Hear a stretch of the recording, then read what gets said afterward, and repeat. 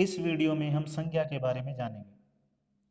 हिंदी की व्याकरणिक संरचना में संज्ञा एक महत्वपूर्ण व्याकरणिक कोटि है।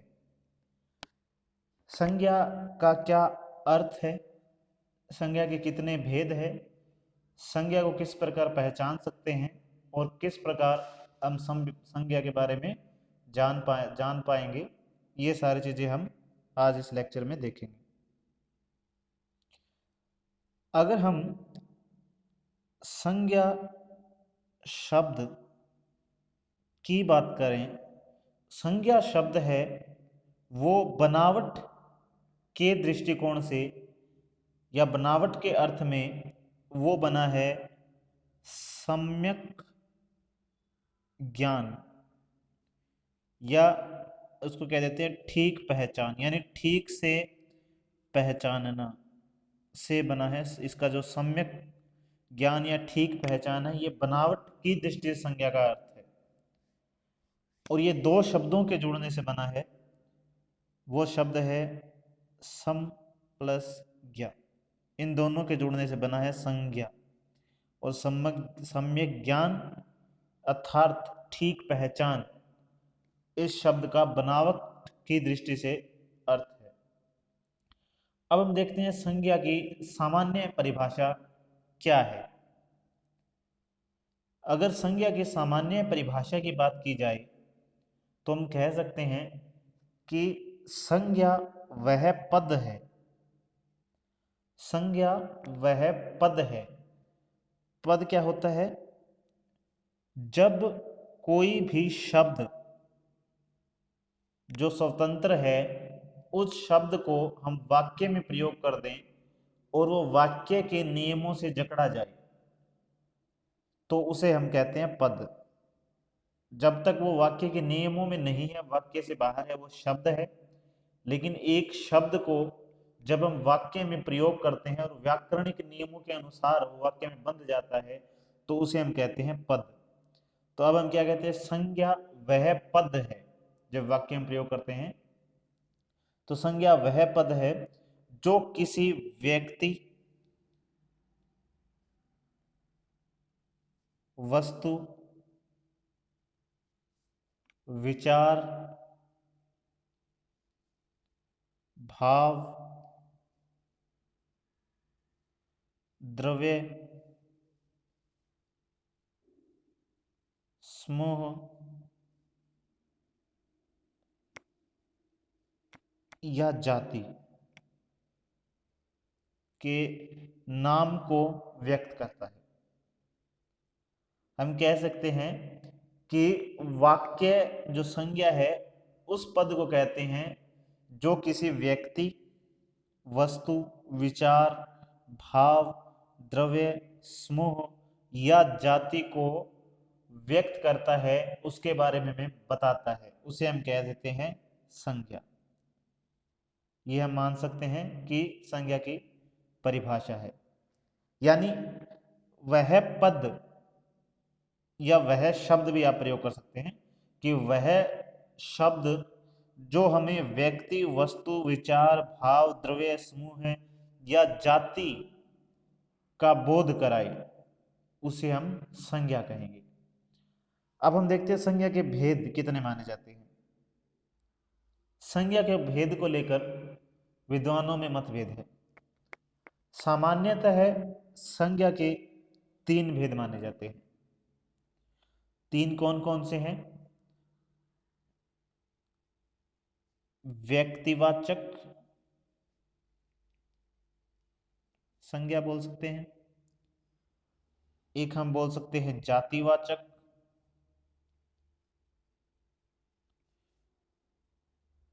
और एक हम बोल सकते हैं भाववाचक। ये 3 जो संज्ञाएं हैं, ये सभी विद्वानों ने मानी है। 2 संज्ञा और है जिनको लेकर विद्वानों में मतभेद है। कुछ विद्वान इनको अलग स्वतंत्र रूप में स्वीकार करते हैं और संज्ञा के 5 भेद मानते हैं। और कुछ विद्वान जो 2 संज्ञा और है, उनको जातिवाचक संज्ञा के अंदर सम्मिलित करते हैं और जातिवाचक में सम्मिलित करते हैं, और उन्हें जो है समूहवाचक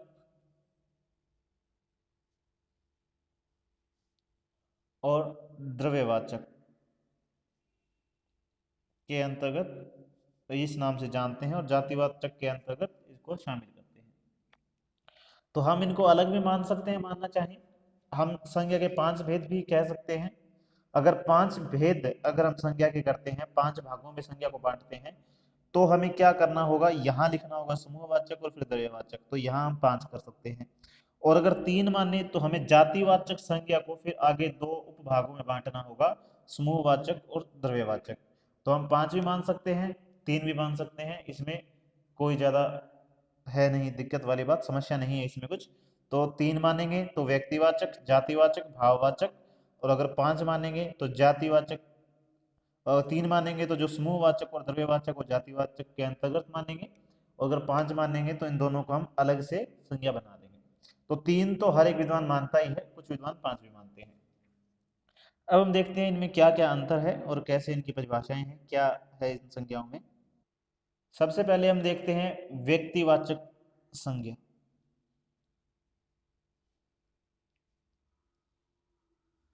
व्यक्तिवाचक संज्ञा क्या है? व्यक्तिवाचक संज्ञा के बारे में हम क्या कह सकते हैं?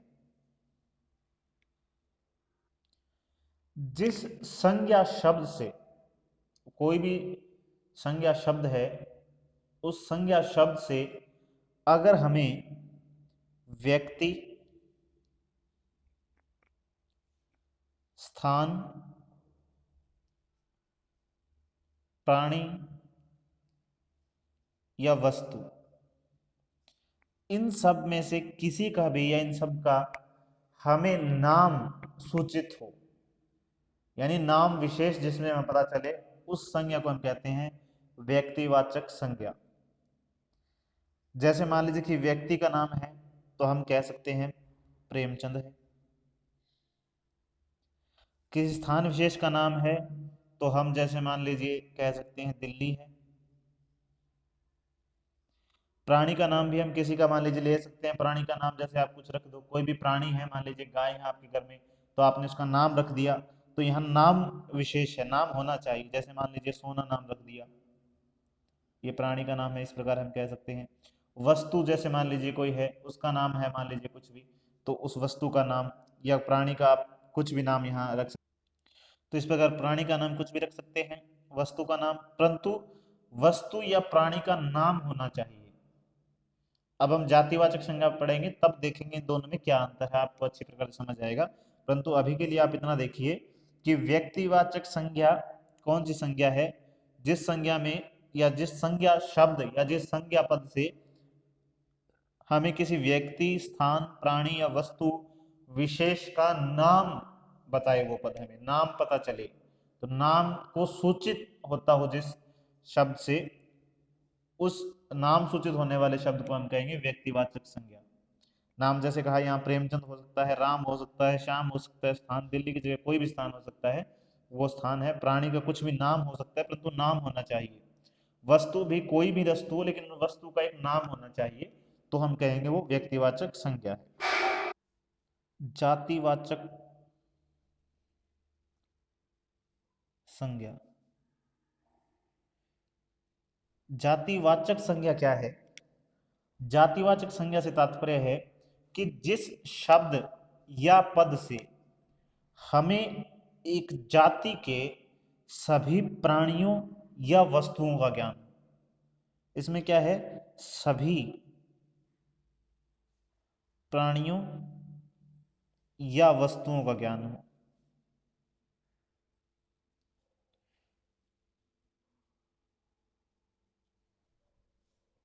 सभी प्राणियों वस्तुओं का ज्ञान हो, वह जातिवाचक संज्ञा।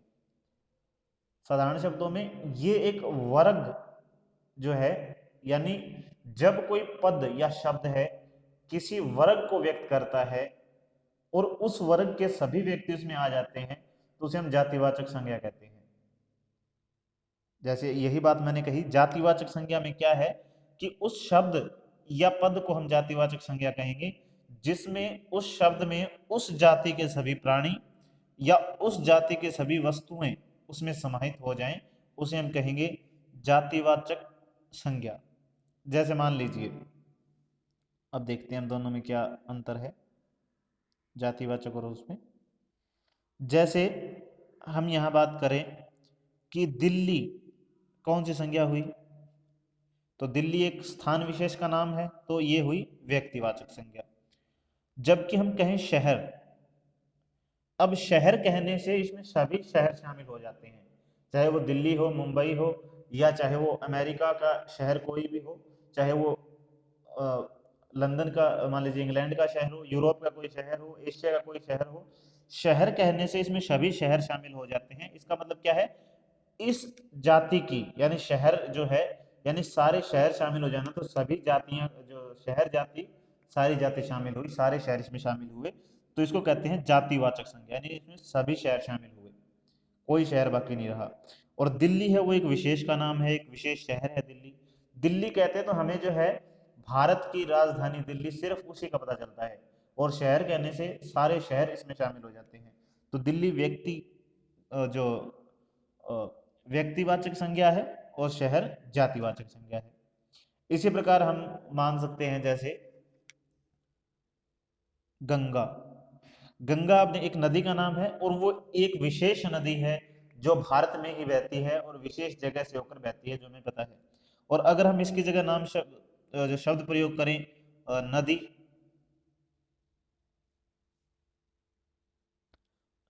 अब देखिए गंगा क्या है, गंगा एक विशेष नदी है, उसका नाम है गंगा, और वो एक ही नदी है पूरे विश्व में, और वो विशेष जगह से निकलती है, और जहां से बहती है वो पता है, उसकी सारी चीजें विशेषताएं पता है।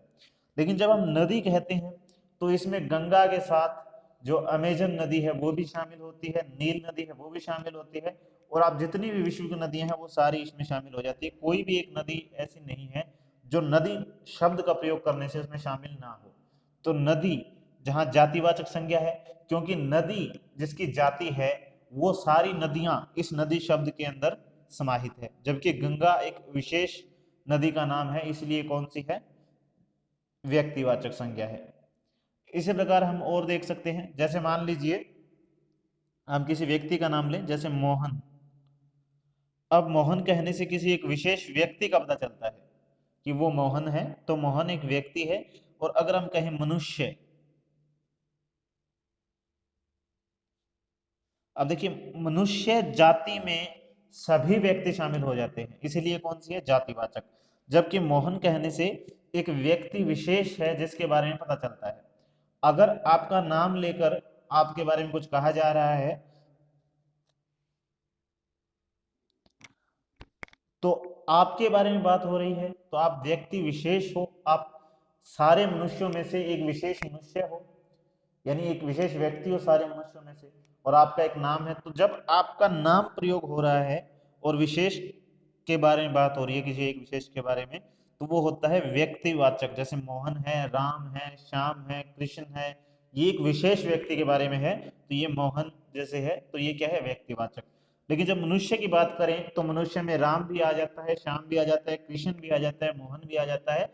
ये सारे जितने भी नाम हैं मनुष्य के अंदर सारे समाहित है, तो मनुष्य क्या हुआ, जातिवाचक संज्ञा हुआ। ये अंतर है व्यक्तिवाचक और जातिवाचक संज्ञा में।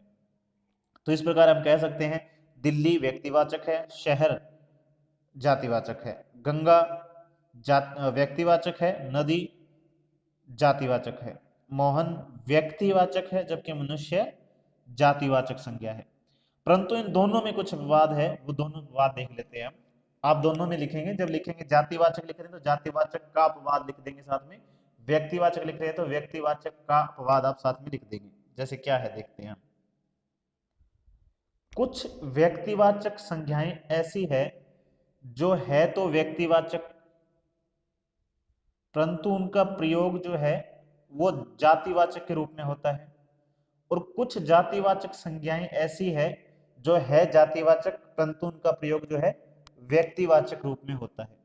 तो अब हम देखते हैं ऐसी कौन सी संज्ञाएं हैं जो है जातिवाचक परंतु उनका रूप है वो व्यक्तिवाचक चलता है। तो ये हम किस में लिखेंगे, तो ये लिखेंगे व्यक्तिवाचक में।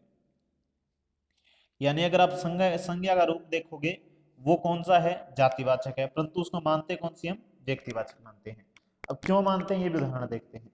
जैसे नेताजी शब्द है।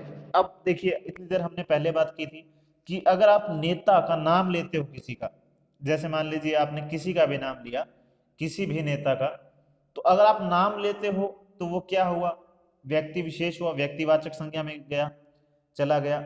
लेकिन अगर आप जैसे मान लीजिए नेता शब्द है, वो कौन सा होगा नेता शब्द, नेता शब्द मान लीजिए हम एक बार के लिए कोई भी मान लीजिए उसको, लेकिन वो इतना पता है नेता शब्द है, वो व्यक्तिवाचक तो नहीं होगा, उसे हम जातिवाचक मान सकते हैं, क्योंकि उसमें नेता शामिल है और नेता सभी, नेता शब्द में सारे नेता समाहित हो जाते हैं, इसलिए वो हम एक बार जातिवाचक, वैसे तो आगे और पढ़ेंगे हम समूहवाचक भी मान सकते हैं, लेकिन एक बार के लिए जातिवाचक आप मान लीजिए उसको। तो अगर हम उसको जातिवाचक माने तो क्या होगा, नेता शब्द है, जब हम कहते हैं नेताजी ने कहा था, नेताजी ने कहा था कि तुम मुझे खून दो मैं तुम्हें आजादी दूंगा। अब नेताजी यहाँ किसके लिए प्रयोग हो रहा है, सुभाष चंद्र बोस के लिए, और सुभाष चंद्र बोस है वो एक विशेष व्यक्ति है, तो इसलिए कौन सी संज्ञा होगी, ये संज्ञा यहाँ पे हम कह सकते हैं इसको व्यक्तिवाचक।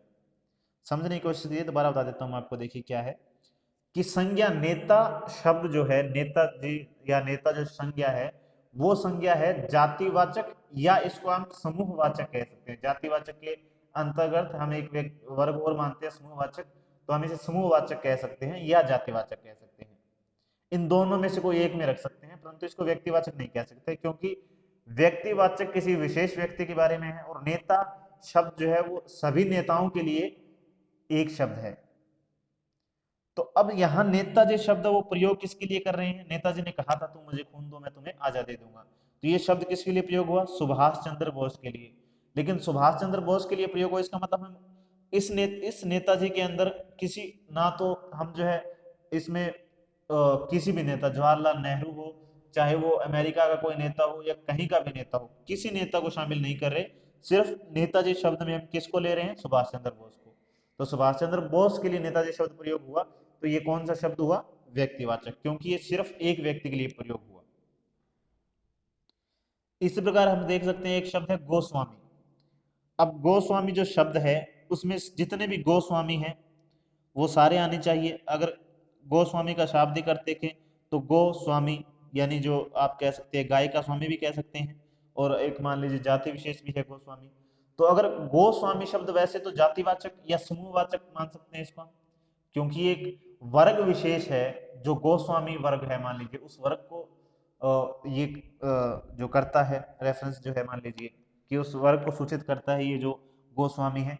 परंतु गोस्वामी शब्द किसके लिए प्रयोग किया जाता है, साधारणतः तुलसीदास के लिए। जब हम कहते हैं गोस्वामी जी ने कहा या गोस्वामी जी ने रामचरितमानस लिखी, तो गोस्वामी शब्द जो कि वैसे समूहवाचक या जातिवाचक होना चाहिए, वो शब्द अब विशेष व्यक्ति के लिए प्रयुक्त हो रहा है, और वो विशेष व्यक्ति कौन है, तुलसीदास। तो इसलिए गोस्वामी शब्द अपनी मूल प्रवृत्ति में तो समूहवाचक या जातिवाचक शब्द है, परंतु इसका प्रयोग किस रूप में होता है, व्यक्तिवाचक रूप में। अब हम देखते हैं जातिवाचक। अब कुछ शब्द या कुछ संज्ञाएं ऐसी संज्ञाएं हैं जो अपनी प्रवृत्ति में तो व्यक्तिवाचक है, परंतु उनका प्रयोग जातिवाचक शब्द की तरह किया जाता है, जातिवाचक संज्ञा की तरह वो काम करती है। जैसे कि सबसे अच्छा उदाहरण है जयचंद। अब अगर जयचंद के बारे में आपको पता है, तो जयचंद एक व्यक्ति विशेष का नाम है, और एक व्यक्ति विशेष का नाम अगर जयचंद है, तो जयचंद कौन सी संज्ञा हुई, वो हुई व्यक्तिवाचक संज्ञा। परंतु जयचंद को जो मान लीजिए धोखेबाज या गद्दार के तौर पर देखा जाता है, तो अगर कोई कह दे कि वह तो जयचंद है, तो इसका मतलब क्या है, यहां पर हम उस व्यक्ति का नाम प्रयोग नहीं कर रहे, तो ये व्यक्तिवाचक नहीं है, क्योंकि हम उस व्यक्ति के संदर्भ में नहीं कह रहे, बल्कि उसका जो मान लीजिए उसकी विशेषता, उसके गुण या इसकी कमी जो है, उसने धोखेबाजी की या उसने जो गद्दारी की, उसका उस सेंस में जो है, उस संदर्भ में उसका प्रयोग कर रहे हैं। तो इसीलिए यहां पर जयचंद कौन सी संज्ञा हुई, जातिवाचक, क्योंकि जितने भी गद्दार धोखेबाज जो लोग हैं, वो सारे इस जयचंद शब्द में शामिल है।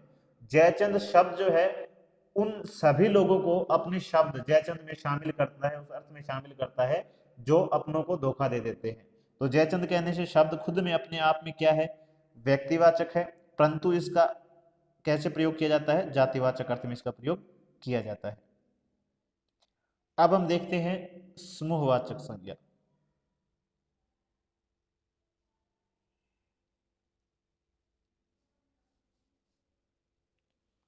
समूहवाचक संज्ञा क्या है, देखिए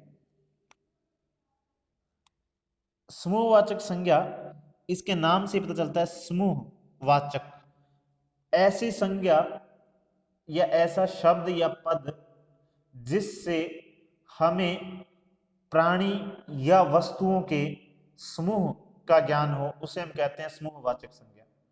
यानी आप प्राणी लें तो प्राणियों के समूह का ज्ञान होना चाहिए, और वो क्या है, समूह है, तो व्यक्तिवाचक में नहीं आएगा और जातिवाचक में भी नहीं आना चाहिए। हम देखेंगे कैसे नहीं आएगा। तो वो क्या है, समूह का ज्ञान हो रहा है, चाहे वो पदार्थों का है, यानी पदार्थ है उसमें कोई, चाहे व्यक्ति है, प्राणी है, कोई भी है, वो क्या है, एक समूह है, और इसीलिए वो समूहवाचक संज्ञा के अंदर आ जाता है। जैसे अब मान लेते हैं, कुछ उदाहरण के द्वारा हम समझने की कोशिश करते हैं। मैंने आपको परिभाषा बता दी कि जिससे हमें पदार्थों या प्राणियों या वस्तुओं के समूह का ज्ञान हो, वो क्या है, समूहवाचक संज्ञा है। अब समूहवाचक संज्ञा कैसे है, जैसे मान लीजिए कुछ शब्द हम लेते हैं, जैसे कि एक शब्द है जिसे हम कहते हैं सेना, जैसे है विद्यार्थी, विद्यार्थी। इसके अलावा हम कह सकते हैं जैसे कि है सभा, या जैसे है मान लीजिए कक्षा भी प्रयोग कर सकते हैं। इस प्रकार हम कुछ भी शब्द देख सकते हैं। समझने के लिए देखिए एक बार क्या है। अब देखिए, अगर किसी ने व्यक्ति ने कहा कृष्ण, राम, श्याम, मोहन, संदीप, प्रदीप, जो भी शब्द प्रयोग किया, या किसी स्त्री के लिए शब्द प्रयोग किया, मान लीजिए कमला, बिमला, जो भी कहा, अब ये किसी विशेष व्यक्ति के नाम है तो कौन से हुए, व्यक्तिवाचक। और अगर किसी ने कहा मनुष्य, तो ये सारे, चाहे वो स्त्री है या पुरुष है, कोई भी है, वो सारे किस में शामिल हो गए, उस मनुष्य में शामिल हो गए, तो वो कौन सा हुआ, जातिवाचक। अब अगर कोई कहे सेना, अब सेना कहने से हमें क्या है, व्यक्तियों के एक समूह का ज्ञान होता है। हमें किसी एक विशेष व्यक्ति का ज्ञान नहीं हो रहा कि सेना में कौन सा व्यक्ति है, किसी विशेष का ज्ञान नहीं हो रहा, इसीलिए हम इसको व्यक्तिवाचक नहीं कह सकते। लेकिन सेना में मनुष्य है इतना पता है, लेकिन सेना के बाहर भी मनुष्य है, इसमें सारे मनुष्य शामिल नहीं होते सेना में, क्योंकि सेना मनुष्यों का एक ग्रुप है, एक समूह है, और इस समूह से बाहर और भी मनुष्य रहते हैं। तो अब मनुष्य कहें तो जातिवाचक, क्योंकि सारे मनुष्य शामिल हुए, तो हम इसे सारे मनुष्य इसमें है नहीं, क्योंकि सेना के बाहर भी तो मनुष्य रहते हैं, तो इसीलिए ये क्या है, जातिवाचक नहीं है। और एक विशेष व्यक्ति का नाम हमें पता नहीं चल रहा है इसमें, तो इसीलिए व्यक्तिवाचक भी नहीं है। तो ये क्या है, समूहवाचक, व्यक्तियों का एक समूह है जो अन्य व्यक्तियों से अलग है, तो इसलिए क्या है, समूहवाचक। इसी प्रकार विद्यार्थी है, अब विद्यार्थी क्या है, वैसे तो मनुष्य है, अब मनुष्य कहेंगे तो वही जातिवाचक बन जाएगा। लेकिन अगर मनुष्य कहने इसको जातिवाचक माने, तो इसमें क्या है, जैसे मान लीजिए मनुष्य है ना ये विद्यार्थी, तो इसमें क्या है, सारे जो विद्यार्थी में सारे मनुष्य नहीं आते, क्योंकि ऐसे मनुष्य भी तो है जो विद्यार्थी नहीं है। वैसे एक सेंस में हम कह सकते हैं कि विद्यार्थी सारे आ गए, लेकिन विद्यार्थी है क्या, मनुष्य है, तो इसीलिए अब विद्यार्थी एक विशेष नाम नहीं बता सकते किसी का, तो ये व्यक्तिवाचक नहीं है। और चूंकि ये विद्यार्थी है, वो सारे मनुष्य है, और मनुष्य कहें तो जातिवाचक में आएगा, लेकिन ये जातिवाचक में नहीं आ सकता, तो इसीलिए ये क्या हुआ, समूहवाचक, क्योंकि मनुष्य जाति का एक विशेष समूह है, जिसे हम क्या कहते हैं, विद्यार्थी कहते हैं, इसे कहते हैं समूहवाचक। तो सेना है। अब इसी प्रकार सभा है, सभा किसकी होगी, मनुष्यों की होगी, लेकिन मनुष्य सभी सभा में नहीं आ सकते। एक सभा चल रही है, इसमें 100, 200, 500 कितने भी लोग हो सकते हैं, लेकिन सारे मनुष्य नहीं हो सकते। तो सभी मनुष्य जब तक शामिल नहीं होंगे, उसको हम जातिवाचक नहीं कहेंगे। और क्योंकि वो एक व्यक्ति नहीं है, किसी का नाम नहीं है, वो अनेक व्यक्तियों एक समूह है, तो इसलिए हम इसे व्यक्तिवाचक नहीं कह सकते, क्योंकि एक व्यक्ति विशेष का नाम नहीं है, तो इसीलिए वो एक विशेष चीजों का समूह, इसीलिए हम क्या कहेंगे, व्यक्तिवाचक संज्ञा, ओ सॉरी, समूहवाचक संज्ञा। तो समूहवाचक संज्ञा क्या है, कि जातिवाचक संज्ञाओं का एक विशेष वर्ग, जिसमें सभी जाति, उस जाति के सभी व्यक्ति या सभी वस्तुएं ना आए, उसे हम कहते हैं क्या, समूहवाचक संज्ञा। इसके बाद हम कह सकते हैं द्रव्यवाचक संज्ञा। द्रव्यवाचक संज्ञा कह सकते हैं। द्रव्यवाचक संज्ञा क्या है? इसमें मान लीजिए कि हमें जिस पद से किसी राशि रूप में पाई जाने वाली धातु का प्रयोग हो, उसे हम द्रव्यवाचक संज्ञा कह सकते हैं। जैसे सोना है, चांदी है, तांबा है, इस प्रकार के शब्दों के लिए हम जो है द्रव्यवाचक संज्ञाओं का प्रयोग किया जाता है। द्रव्यवाचक संज्ञाओं के बारे में सामान्यतः कहा जाता है कि जो शब्द किसी ठोस, तरल, धातु हो, अधातु यानी धातु ना हो, और द्रव्य का बोध कराए। तो द्रव्यवाचक संज्ञा के बारे में है कि जो शब्द किसी ठोस, तरल, कोई पदार्थ, धातु, अधातु या द्रव्य का बोध कराए, उसे द्रव्यवाचक संज्ञा कहते हैं। और इसकी एक विशेषता ये मानी जाती है कि ये क्या है? अगणनीय। यानी जैसे कि इसमें तेल इसमें शामिल हो सकता है, तो तेल शब्द है उसको आप गिन नहीं सकते। घी है, तेल है, घी है, कोयला है, सोना है, चांदी है, तांबा है, तो जिसे क्या है नापा या तोला जाता है। द्रव्य यानी कि ठोस भी हो सकता है, तरल भी हो सकता है, धातु भी हो सकता है, धातु भी हो सकता है, और क्या है अगणनीय है, जिसको गिना नहीं जा सकता। और क्या है इसके बारे में कि ये क्या है, जैसे घी, सोना, चांदी, तेल, कोयला, पानी, ये सारी चीजें किस में आएगी? द्रव्यवाचक संज्ञा में आएगी। ये है द्रव्यवाचक संज्ञा। इसके बाद हम कह सकते हैं भाववाचक संज्ञा। भाववाचक संज्ञा के बारे में हम कह सकते हैं कि जब कोई शब्द या पद किसी वस्तु या व्यक्ति के गुण, स्वभाव या स्थिति, तो किसी वस्तु हो या कोई व्यक्ति हो, उसके गुण,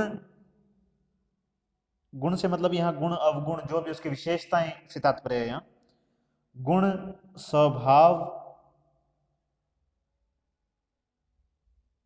या स्थिति भी हम कह सकते हैं यहाँ पर, या स्थिति, इसमें क्या क्या हम शामिल कर सकते हैं साथ में? तो इसमें क्या है देखिए, जैसे कि किसी का भाव, विचार, अनुभव, भावना, इनको व्यक्त करे, उसे हम कहते हैं भाववाचक संज्ञा। भाववाचक संज्ञा की क्या परिभाषा हम दे सकते हैं, दोबारा देखिए। तो जब कोई संज्ञा, शब्द या पद, यानी कोई पद या कोई शब्द जो है, जब किसी वस्तु, व्यक्ति के गुण या स्वभाव या स्थिति, यानी कोई व्यक्ति या वस्तु है, उस व्यक्ति या वस्तु के गुण, गुण से तात्पर्य इसमें गुण दोष दोनों है, यानी उसकी विशेषताएं, उसका स्वभाव, उसकी स्थिति को, या फिर किसी भाव को, विचार को, अनुभव को, भावना को व्यक्त करे, उस शब्द या पद को हम कहते हैं भाववाचक संज्ञा। अब देखिए इसके कुछ उदाहरण देख लेते हैं हम कैसे। जैसे मान लीजिए, जैसे प्रेम। अब प्रेम मान लीजिए एक भाव है, तो ये क्या हुआ? भाववाचक संज्ञा आप मान सकते हैं। इसी प्रकार जैसे मान लीजिए है बचपन, ये क्या है? एक अवस्था, एक स्थिति का नाम है, तो ये क्या है? ये भी क्या है? भाववाचक संज्ञा। इसी प्रकार बुढ़ापा है जैसे, इसी प्रकार जैसे मान लीजिए दयालुता है, इसे भी हम कह सकते हैं। ये सारी किस्में, जैसे मान लीजिए मानवता है, ये सारी भाववाचक संज्ञाएं हैं। और भाववाचक संज्ञाएं साधारणतः या सामान्यतः है, वो क्या है? जैसे ई, तव, ता, पन, वट, इस प्रकार की जो उसके पीछे शब्दों को जोड़कर प्रत्यय लगा के आप कह सकते हैं, वो बनाई जाती है उनके शब्दों को जोड़कर। जैसे मान लीजिए अब बचपन है, मान लीजिए अब मानव प्लसता हो गया, मानवता हो गया, तो इस प्रकार जो है ये शब्द ऐसे बनाए जाते हैं। और जिसमें किसी भाव आए, वो क्या है? भाववाचक संज्ञा। जैसे बनते हैं, मान लीजिए जातिवाचक संज्ञा है मानव, उसमें ता जोड़ा, मानवता, ये हुई भाववाचक संज्ञा। अब मित्र है, मित्र में ता जोड़ते ही मित्रता। इसी प्रकार विशेषण से बन सकती है, जैसे सुंदर होना विशेषण है, और सुंदरता, सुंदरता भाववाचक संज्ञा है, क्योंकि ये गुण है किसी का सुंदरता। तो सुंदर क्या हुआ, विशेषण है, और सुंदर में ता लगाते ही क्या हुआ, सुंदरता, तो ये क्या हुआ, भाववाचक संज्ञा।